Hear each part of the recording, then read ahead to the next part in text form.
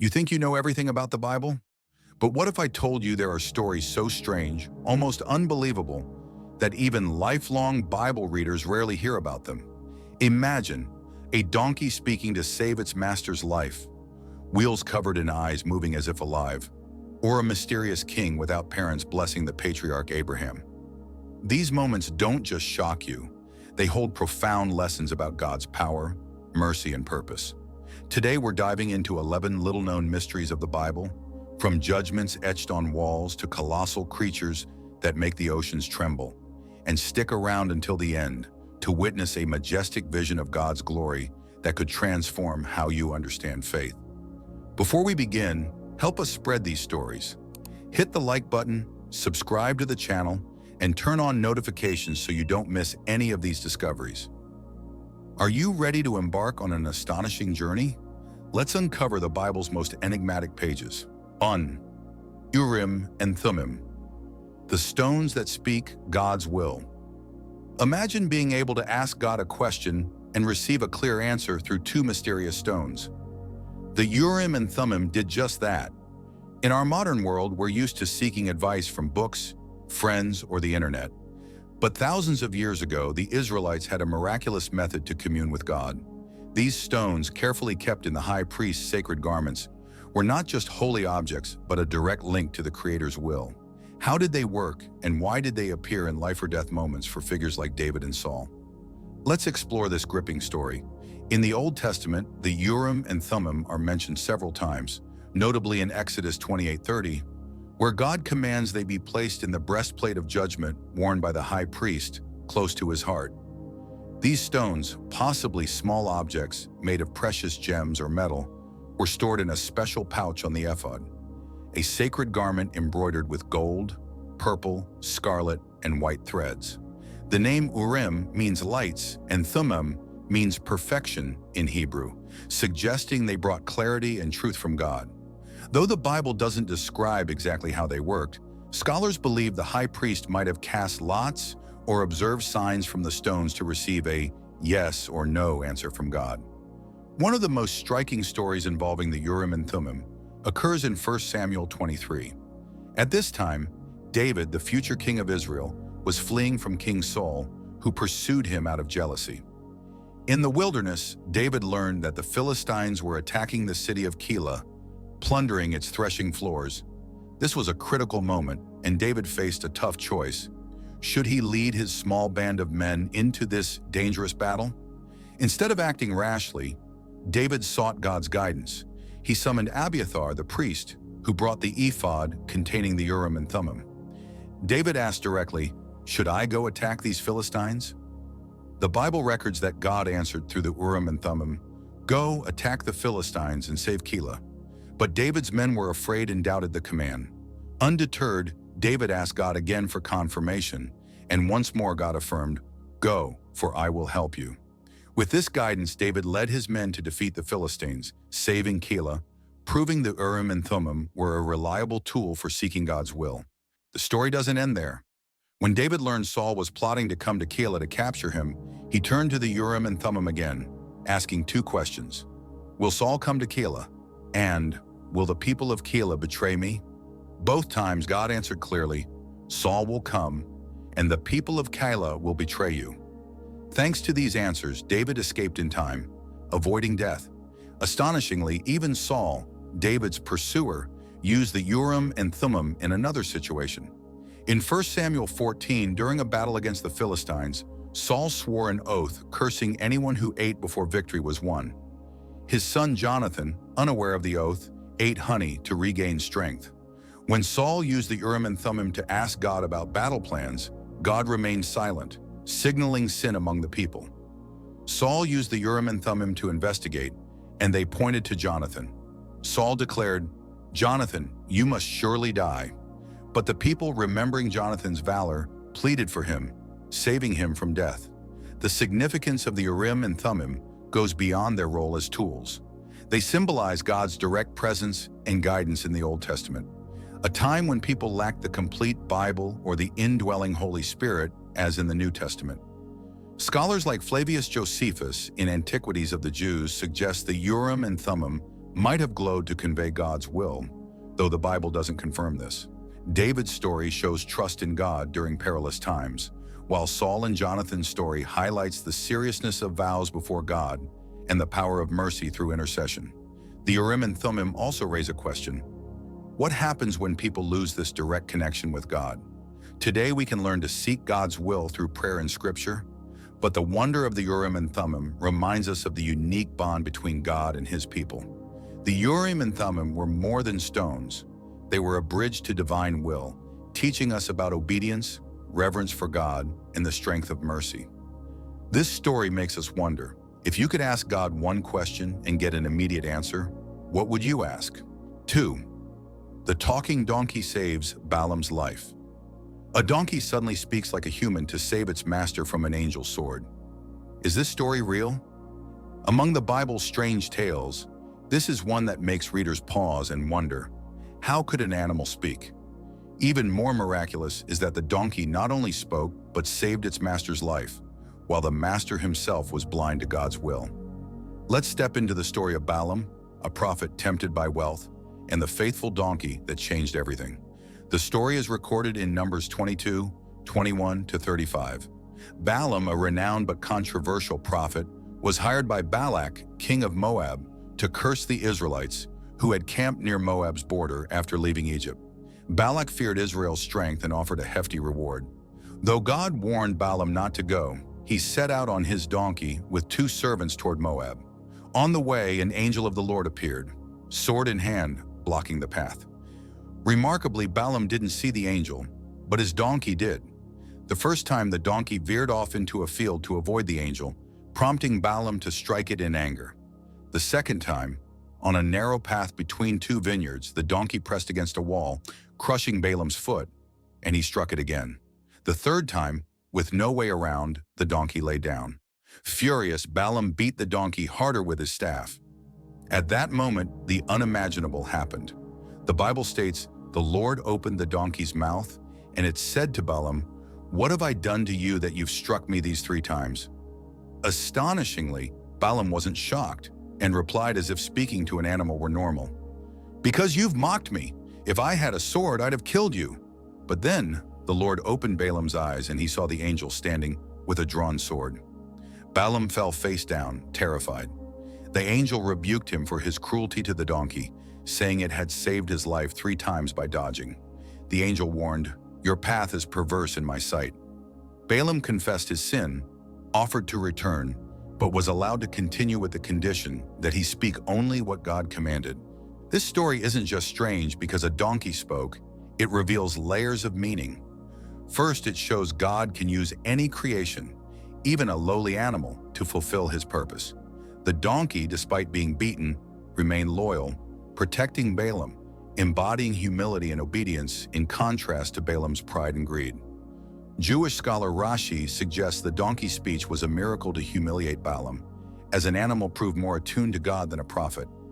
This event is also referenced in the New Testament, where 2 Peter 2:16 recalls the donkey speaking with a human voice to restrain the prophet's madness. This emphasizes God's intervention to correct those who stray. Moreover, the story raises questions about spiritual blindness. Balaam, a prophet, failed to see the angel, while the donkey saw clearly. This reflects how humans, swayed by wealth or ambition, can miss divine signs. In ancient culture, donkeys symbolized humility, and God, giving one speech, elevated the lowly to teach the proud a lesson.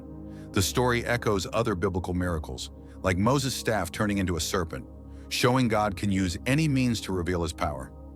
The talking donkey isn't just a bizarre tale, it's a reminder that God watches over us, even through the smallest things. Are you overlooking any signs from God, as Balaam did? 3. The writing on the wall. The judgment of Belshazzar. In the midst of a lavish feast, an invisible hand writes a judgment on the wall. What did King Belshazzar do to earn this fate? In Babylon's opulent palace, a grand banquet became the stage for one of the Bible's most terrifying moments. A hand appeared from nowhere, writing cryptic words that sent the king and his guests into panic. This wasn't just a supernatural event, it was God's verdict, marking the fall of an empire. Let's uncover this dramatic story and its profound meaning. The event is recorded in Daniel 5:1-31. Belshazzar, grandson of Nebuchadnezzar, hosted a feast for 1,000 nobles, wives, and concubines in Babylon's palace, the heart of one of antiquity's mightiest empires. In a drunken stupor, Belshazzar committed a grave act of blasphemy. He ordered the gold and silver vessels, looted from God's temple in Jerusalem by Nebuchadnezzar, to be brought out. These sacred cups, reserved for worshiping God, were used by Belshazzar and his guests to toast idols of gold, silver, bronze, iron, wood, and stone. This act wasn't just arrogance, it was a direct challenge to God's authority. Suddenly, amid the revelry, a human hand appeared, bodiless, writing on the palace's plaster wall near a lampstand. Mene, mene, tekel, upharsin. The Bible describes Belshazzar's terror. His face turned pale, his legs trembled, and his knees knocked together. He summoned all his wise men, magicians, and astrologers, promising rich rewards for anyone who could interpret the words, but none could. The Queen Mother recalled Daniel, a prophet renowned from Nebuchadnezzar's reign. Daniel, refusing rewards, stood before the king and explained, "Many, God has numbered your kingdom's days and ended it. Tekel, you have been weighed on the scales and found wanting. Upharsin, your kingdom is divided and given to the Medes and Persians." That very night, Belshazzar was killed, and Darius the Mede took over Babylon. This story is one of the Bible's most iconic images, with the writing on the wall becoming a common idiom for an unmistakable sign of impending doom. Its meaning is profound. First, it demonstrates God's supreme authority over earthly kingdoms. Babylon, though powerful, couldn't stand when it defied God's holiness. The sacred vessels symbolized God's covenant with Israel, and their misuse was outright blasphemy. Daniel, as a prophet, not only interpreted, but served as God's voice, reminding all that power is subject to divine judgment. Biblical scholars like John Walvoord note that the event reflects historical context. Babylon fell to the Persians in 539 BCE, as Daniel predicted. The words written in Aramaic were cryptic because only Daniel, enlightened by God, could understand them, emphasizing the prophet's role as a bridge between humanity and God. The story also teaches about pride. Belshazzar knew of Nebuchadnezzar's downfall due to arrogance, Daniel 4, yet failed to learn from it. This echoes other scriptures like Proverbs 16:18. Pride goes before destruction, a haughty spirit before a fall. The writing on the wall wasn't just a judgment for Belshazzar, it's a warning for us all. Don't defy God with pride. Are you ignoring any writing on the wall in your life? 4. The ban on boiling a kid in its mother's milk, God's strange law. Why did God forbid boiling a young goat in its mother's milk? What secret does this law hold about compassion? Among the hundreds of laws in the Old Testament, this is one of the strangest, repeated 3 times, puzzling scholars for centuries. It's not a ban on eating a specific food, but on a very particular act: cooking a young goat in its own mother's milk. Is this merely a dietary rule, or does it carry deeper meaning about culture, compassion, and holiness? Let's dig in to understand why this law matters so much. The prohibition appears in Exodus 23:19, 34:26, and Deuteronomy 14:21. You shall not boil a young goat in its mother's milk. Unlike laws about clean or unclean foods, this command is unusually specific. It doesn't forbid eating goat or milk, but prohibits combining them in this specific way. Scholars offer various explanations. Some, like Maimonides, a 12th century Jewish philosopher, argue the law aimed to counter pagan rituals. In ancient Canaanite culture, there may have been practices of cooking a kid in its mother's milk as an offering to fertility gods, seeking blessings for crops or livestock. By banning this, God sought to set Israel apart from pagan customs, affirming their holiness as his covenant people. Another interpretation, supported by theologians like Matthew Henry, emphasizes compassion. A mother's milk is meant to nourish her young, and using it to cook her offspring is seen as cruel, disrespecting the natural bond between mother and child. In the ancient herding culture, where goats were vital for survival, such an act might have been viewed as offensive to God's created order. This law taught Israel to be sensitive to creation, even in minor matters like food preparation. Furthermore, it laid the foundation for Jewish kosher laws, kashrut, which strictly separate meat and dairy in meals, a practice still followed by Orthodox Jews today. For example, they avoid cheeseburgers or dishes mixing meat and cheese, and even use separate cookware for meat and dairy. This story also recalls other Old Testament laws promoting compassion, like Deuteronomy 22:6, which forbids taking both a mother bird and her eggs to preserve life. The law about the young goat reflects God's intent to shape a people holy, not only in ritual, but in ethics and kindness. Some modern scholars like Jacob Milgram suggest the law may relate to ancient environmental values, encouraging Israel to live in harmony with nature. Though its exact meaning remains debated, this law profoundly influenced Jewish culture and highlights what makes the Bible unique. Even a small rule carries a big lesson. The ban on boiling a kid in its mother's milk isn't just an odd rule, it's an invitation to live with compassion and respect for God's intent in creation. Have you ever considered that the small things in life might hold divine significance? 5. Moses sees the back of God, a mysterious vision. Moses asked to see God's glory, but was only allowed to see his back. What did he see, and why couldn't he see more? Among all the figures in the Bible, Moses had the closest relationship with God, described as speaking to him face to face, as one speaks to a friend. Exodus 33:11. Yet even he could not transcend human limitations to behold the full glory of the Creator. The story of the strange vision, where Moses was hidden in a cleft of a rock to see God's back, is not only a supernatural moment, but also one of the Old Testament's deepest mysteries. Let's explore what happened and what it means for us today.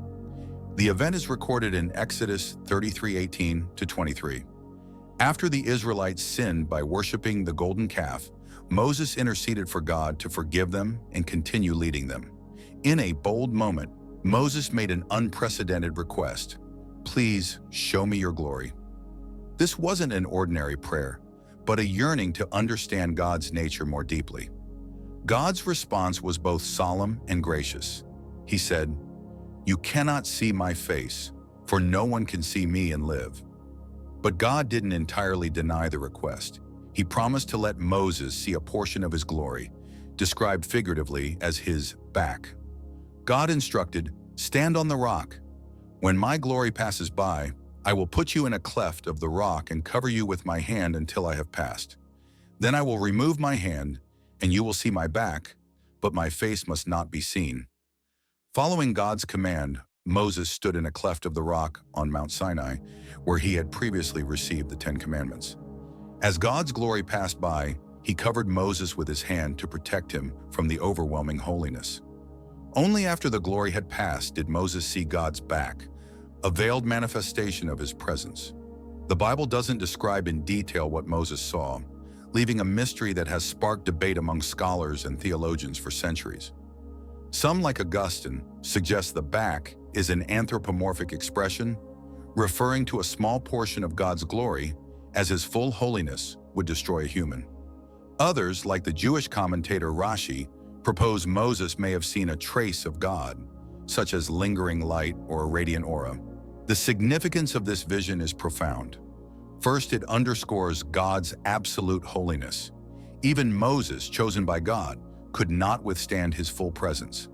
This story echoes other biblical passages like Isaiah 6:5, where the prophet Isaiah saw God and cried, "Woe is me, for I have seen the Lord." Second, the vision reveals God's mercy and grace. Though humans are unworthy, God granted Moses a unique experience, fulfilling his desire in a safe way. This reflects God's nature, both holy and approachable. Third, the vision reminds us of human limitations. Despite advances in science and knowledge, we cannot fully comprehend God. As Paul wrote in 1 Corinthians 13:12, "For now we see only a reflection as in a mirror, then we shall see face to face." In its historical context, this vision occurred during Israel's wilderness journey, marked by doubt and rebellion. God's presence through the vision reinforced Moses' role as a mediator, helping the people trust in his guidance. Theologians like John Calvin suggest the back of God may symbolize indirect revelation through creation or His Word, preparing for the fuller revelation through Jesus in the New Testament. The story also influenced culture, with the cleft of the rock appearing in Christian poetry and art as a symbol of God's protection. Moses' vision is more than a supernatural moment. It's an invitation to yearn for God's presence while humbly accepting our limits. Are you seeking God's glory in your life? 6. Jesus writes in the sand. Mercy triumphs over judgment. When a crowd wanted to stone an adulterous woman, what did Jesus write in the sand that made them walk away? In the New Testament, this is one of the most famous stories, yet it's steeped in mystery. A woman caught in sin faced a death sentence. But Jesus, with a simple act and authoritative words, changed everything. What was His act of writing in the sand, and why did it have the power to silence a furious mob? Let's explore this moment where mercy overcame condemnation. The story is recorded in John 8:1-11. One morning while Jesus was teaching in the Jerusalem temple, the scribes and Pharisees brought a woman caught in the act of adultery. They placed her before the crowd, declaring, "According to Moses' law, such a person should be stoned. What do you say?" This wasn't just a question about the law. It was a trap to accuse Jesus. If he approved the stoning, he'd lose his reputation for mercy and possibly violate Roman law, which prohibited Jews from executing anyone. If he forgave her, they'd charge him with defying Moses' law. Instead of answering immediately, Jesus bent down and wrote in the sand with his finger, as if ignoring them. When they pressed him, he stood and said, "Let any one of you who is without sin be the first to throw a stone at her." Then he bent down and continued writing. The Bible states that, starting with the older ones, they left one by one, none daring to throw a stone. Finally, only Jesus and the woman remained. He asked, "Where are they? Has no one condemned you?" She replied, "No one, sir." He said, "Neither do I condemn you. Go now and sin no more." The greatest mystery of the story is what Jesus wrote in the sand. The Bible doesn't reveal it, prompting scholars to offer various theories. Some, like Jerome, suggest he may have written the sins of the accusers, shaming them. Others, like Origen, propose he wrote scriptures, such as Jeremiah 17:13. Those who turn away from the Lord will be written in the dust. Some modern scholars argue the act of writing was a delay tactic, giving the crowd time to reflect on their conscience. Whatever it was, the act carried supernatural power, forcing the mob to confront their guilt. The story's meaning is profound. First, it showcases Jesus' mercy. Instead of condemning, he offered a chance for repentance, reflecting the New Testament's message of grace. Second, he challenged the hypocrisy of the religious leaders, who used the law to judge others while hiding their own sins. His words, "Let the one without sin," remind us that all need mercy, as Romans 3:23 states, "For all have sinned and fall short of the glory of God." Third, the story highlights the balance between justice and forgiveness. Jesus didn't deny the law, but invited transformation through love, not punishment. In its historical context, stoning was a common penalty for adultery under Deuteronomy 22:22. But under Roman rule, Jews lacked authority to execute, adding complexity to the situation. The story also reflects Jesus' role as the giver of a new law, as he said in Matthew 5:17, "I have not come to abolish the law, but to fulfill it." Theologians like N.T. Wright emphasize that his act marked a turning point, shifting from harsh law to a covenant of mercy. The story has inspired literature and art, like The Scarlet Letter, where mercy confronts condemnation. Jesus' writing in the sand reminds us that mercy can break the cycle of judgment. Are you ready to forgive like him, or are you still holding a stone in your hand? 7. Jesus curses the fig tree, a symbol of judgment. Why did Jesus curse a fig tree for having no fruit, even though it wasn't the season? What message lies behind this act? Among Jesus' miracles, this is one of the strangest, as he didn't heal or save but cursed a lifeless tree. The fig tree withered instantly, astonishing the disciples. This wasn't an outburst of hunger but a symbolic act targeting the spiritual state of Israel at the time. Let's uncover why this story matters. The event is recorded in Mark 11:12-14, 20-25, and Matthew 21:18-22. In his final days on earth, Jesus traveled from Bethany to Jerusalem. One morning, hungry, he saw a fig tree full of leaves from a distance, suggesting it might have early fruit, though Mark notes, it was not the season for figs. Approaching, he found only leaves, no fruit. He said to the tree, "May no one ever eat fruit from you again." The disciples heard this. The next morning, passing by, they saw the tree withered from its roots. Peter exclaimed in amazement, "Teacher, the fig tree you cursed has withered." Jesus seized the moment to teach about faith. Have faith in God. If you say to this mountain, "Be moved," it will move. Why did Jesus curse the fig tree, knowing it wasn't the season? This question puzzles many. Scholars like William Barclay explain that the act wasn't about hunger, but a symbol of judgment. In the Old Testament, the fig tree often represented Israel, Jeremiah 8:13, Hosea 9:10. A tree full of leaves but no fruit symbolized the hypocrisy of the religious leaders, especially the Pharisees, who maintained an outward appearance of piety but lacked true faith and justice. The cursing occurred just before Jesus cleansed the temple, Mark 11:15-17, where he rebuked the turning of God's house into a den of robbers, reinforcing the theme of judgment. The deeper meaning is a warning against spiritual barrenness. Jesus expected fruit, faith, justice, and love, even in challenging times, out of season. The withered tree depicts the consequences of failing to meet God's expectations. Theologians like Craig Keener note that this miracle contrasts with Jesus' healing miracles, emphasizing his authority not only to save, but to judge. Historically, the event took place just before his crucifixion, foreshadowing God's judgment on Jerusalem, foretold in Matthew 24. The story also teaches about faith and prayer, as Jesus explained afterward. He used the miracle to illustrate that true faith can achieve the impossible, like moving mountains. This echoes other scriptures, like Matthew 17:20, about the power of faith as small as a mustard seed. The fig tree story has influenced culture, with the fruitless tree symbolizing moral failure in Christian literature. The cursing of the fig tree is a powerful warning. God expects us to bear spiritual fruit, even in tough times. Are you living to produce fruit for Him? 8. The second death. The eternal lake of fire. The Bible describes a second death in a lake of fire burning forever. What is it, and who will face it? Among the Bible's visions, nothing is more terrifying than the lake of fire, where all forces opposing God are destroyed forever. Called the second death in Revelation, this is the final fate of those who persist in sin and rebellion. But what is this lake of fire, and why is even death cast into it? Let's explore this awe-inspiring vision and the lesson it holds. The event is recorded in Revelation 19:20, 20:10-15.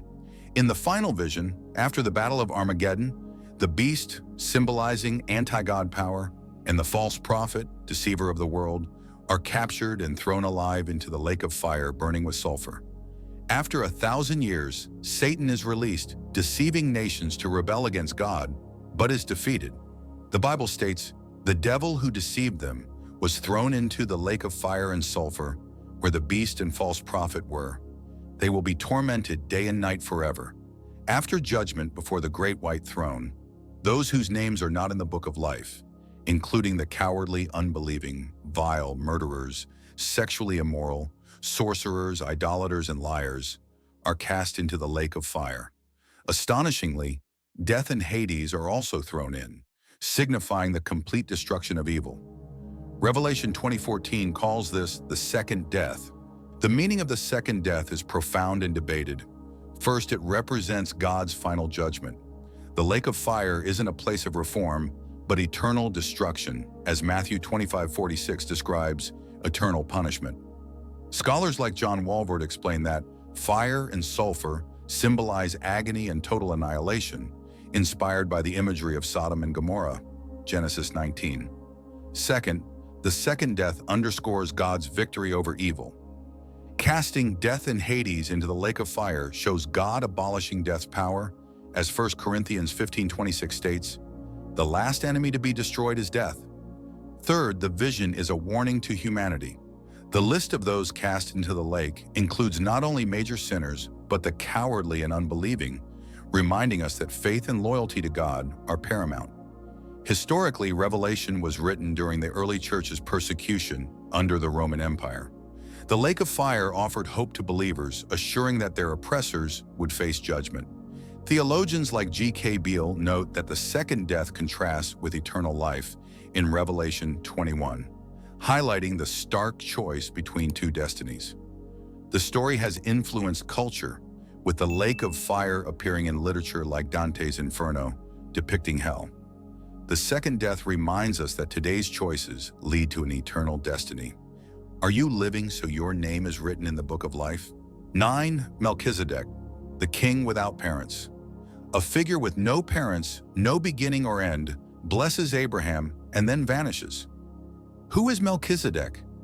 In the Bible, few characters are as enigmatic as Melchizedek.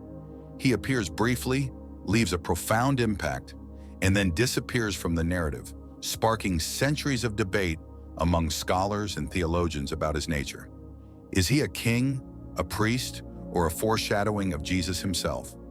The story of Melchizedek is not only strange due to the absence of details about him, but also because of how he bridges the Old and New Testaments through a unique divine role.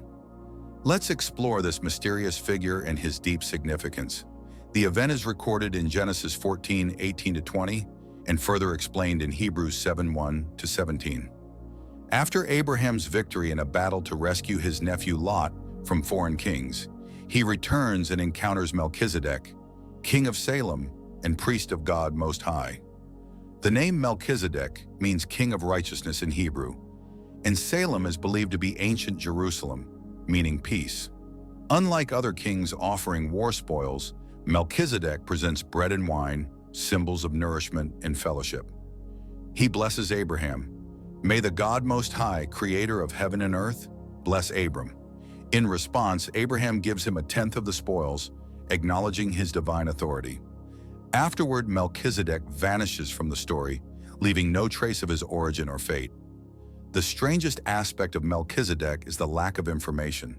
The Bible mentions no parents, genealogy, birth, or death, rare in Jewish culture, where lineage was crucial. In Hebrews 7:3, he is described, without father or mother, without genealogy, without beginning or end, like the Son of God, he remains a priest forever. This doesn't mean Melchizedek was superhuman or fictional, but that the Bible intentionally omits details to emphasize his symbolic role. Scholars like F.F. Bruce explain that the absence of genealogy makes Melchizedek a perfect foreshadowing of Jesus' eternal priesthood, which is not of the Levitical line like Jewish priests, but of the order of Melchizedek. Melchizedek's significance is profound. First, he serves as a bridge between the Old and New Testaments. As a priest before Moses' law, he represents a direct relationship with God, unmediated by complex rituals. The bread and wine he offers foreshadow the Lord's Supper in the New Testament, where Jesus uses bread and wine to establish a new covenant. Second, Melchizedek embodies timeless divine authority. Abraham, the patriarch of Israel, giving him a tenth, shows Melchizedek's superior status. As Hebrews 7:7 notes, the lesser is blessed by the greater. Third, the story raises questions about Jesus' nature. Some ancient scholars, like Origen, speculated Melchizedek was a pre-incarnate appearance of Jesus, though this view is less common. Modern theologians like John MacArthur argue he was a real historical figure whose symbolic role prepared for the revelation of Christ. Historically, Melchizedek appeared around 2000 BCE when Canaan was polytheistic. His worship of God Most High, El Elyon, suggests faith in the true God existed beyond Israel, broadening the concept of universal worship. The story also influenced culture, with Melchizedek appearing in Jewish and Christian traditions and even mystical literature like the Da Vinci Code. Yet its core meaning remains his role as a sign of eternal salvation through Jesus. Melchizedek, with his mystery and authority, reminds us that God's plan surpasses human understanding. Are you ready to receive the blessing God places in your life? 10. The wheels full of eyes, Ezekiel's vision. Wheels intersecting, covered in eyes, moving in every direction alongside four strange creatures. What did Ezekiel see in this vision? Among the Bible's visions, none are more intricate and majestic than what the prophet Ezekiel witnessed. A whirlwind, a fiery cloud, four creatures with four faces, and wheels full of eyes moving as if alive. This isn't just a surreal image, but a symbol of God's supreme glory and power. Let's step into this vision to understand why it leaves even scholars in awe. The vision is recorded in Ezekiel 1:4-28 and 10:1-22. Ezekiel, a prophet during Israel's exile in Babylon, around 593 BCE, received this vision by the Kabar River. He saw a whirlwind from the north, with a great cloud and blazing fire. From the fire emerged 4 living creatures, each with 4 faces: a human face in front, a lion's face on the right, an ox's face on the left, and an eagle's face behind. They had 4 wings, 2 spread upward touching each other, 2 covering their bodies. Their legs were straight, their feet like calf hooves, gleaming like polished bronze. Under their wings were human hands. The creatures moved straight ahead without turning, guided by a spirit. Beside each creature was a wheel, but not an ordinary one. They intersected, a wheel within a wheel, like a spinning globe, able to move in any direction without turning. The rims were full of eyes sparkling like beryl. When the creatures moved, the wheels moved as if alive. Ezekiel described this as the likeness of the glory of the Lord, causing him to fall face down in reverence. In Ezekiel 10, he identifies these creatures as cherubim, high-ranking angels guarding God's throne. The vision's meaning is deep and complex. First, it reveals God's omniscience and omnipotence. The wheels full of eyes symbolize his all-seeing presence, as Psalm 139, 7-10 asks, "Where can I go from your spirit?" The creature's 4 faces represent creation's perfection: human, intelligence; lion, strength; ox, service; eagle, speed, divinity. Second, it emphasizes God's transcendent mobility. The wheels moving in all directions without turning show God is unbound by space or time. Scholars like Daniel Block explain that this imagery comforted exiled Israelites, affirming God's presence despite their distance from Jerusalem. Third, the vision is a warning and hope. In Babylon, with Israel's temple and kingdom lost, it reminded them that God still reigns, his throne independent of any physical place. It also foreshadowed judgment and restoration, as Ezekiel later prophesied. The wheels full of eyes deeply influenced art and theology, appearing in medieval paintings and Jewish mystical texts like the Kabbalah. Commentators like C.S. Lewis compare the vision to the universe's grandeur, suggesting it transcends human imagination. Ezekiel's vision, with its wheels full of eyes, is a majestic proclamation of God's glory. Are you living in awe of his all-knowing presence? 11. Leviathan, Behemoth, and Rem, God's mighty creatures. Leviathan spews smoke, Behemoth swings its tail like a cedar, and Rem is untamed. What do these creatures reveal about God?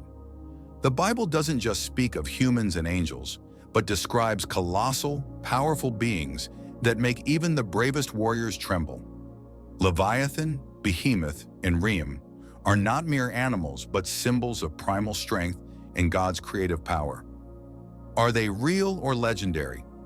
Let's explore these mysterious creatures and the lesson about the Creator behind them. The story is recorded in Job 40:41-34, Psalm 100:4-26, Isaiah 27:1, and other passages. In Job, as Job questions God about suffering, God responds by describing 2 massive creatures, Behemoth and Leviathan. Behemoth is introduced first. "Look at Behemoth, which I made along with you. It eats grass like an ox, but has immense strength. Its back is muscled, its tail sways like a cedar, its bones are like bronze, its limbs like iron." Scholars like John Day suggest Behemoth may be inspired by a hippopotamus or elephant, but the Bible's description goes beyond, hinting at a supernatural or extinct creature. Leviathan, described in greater detail, is a fearsome sea monster. Its scales are tight like shields, impervious to weapons. Its nose emits smoke, its mouth sparks fire, its eyes glow like dawn. When it swims, it leaves a shining wake, making the sea boil like a pot. Psalm 104, verse 26 depicts God playing with Leviathan, emphasizing his power. Isaiah 27:1 calls it the swift serpent, the dragon in the sea, foretelling its destruction on Judgment Day. Scholars like Tremper Longman argue Leviathan symbolizes cosmic chaos, drawing from Ugaritic myths of sea serpents. But the Bible uses it to affirm God's rule over all forces. Rem, mentioned in Job 39:9-12, and passages like Numbers 23:22, is a mighty creature, often mistranslated as unicorn in the King James Version. Modern scholars like Robert Alter identify Rem as a wild ox or extinct rhinoceros, known for its strength and untamability. God asked Job, "Will Rem consent to serve you? Can you bind it?" This question underscores that only God can tame such powerful beings. The significance of these creatures is profound. First, they demonstrate God's creative power.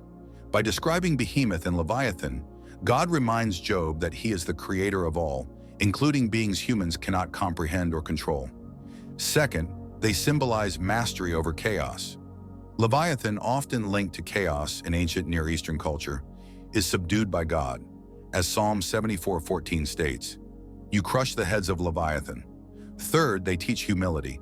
Confronted with these creatures' majesty, Job recognizes his smallness before God, leading to repentance. Job 42:6. Historically, Job was written during a time when Israel faced suffering and doubt. These creatures comforted them, affirming God's control over the world, no matter how chaotic. Their imagery influenced culture, appearing in literature like Melville's Moby Dick, where the whale symbolizes untamed power. Theologically, they point to the final judgment, when God destroys all opposing forces. Leviathan, Behemoth, and Rem are more than monsters. They proclaim God's infinite power. Are you trusting the one who tames all chaos in your life?